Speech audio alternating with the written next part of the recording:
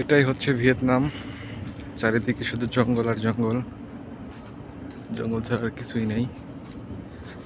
আপনার হ্যানয়েতে আর হোচিমিনে হচ্ছে শুধু একটু শহর আছে, কিন্তু এর বাইরে সবটুকু জায়গায় এরকম পাহাড়, জঙ্গল, গাছপালা, রাস্তাঘাটের অবস্থা কোনো কিছুরই ঠিক নাই।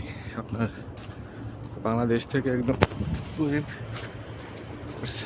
হালা করতে।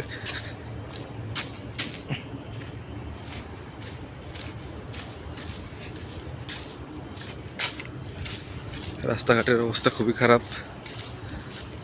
গাছ থেকে আপনার স্যাঙ্গা নামতেছে, আমি তো পুরো ভয় পেয়ে গেছি। আমি একটা জিনিস দেখেই ভয় পাই, সেটা হলো আপনার ওই গাছের থেকে যে স্যাঙ্গাগুলো পড়ে আর কি।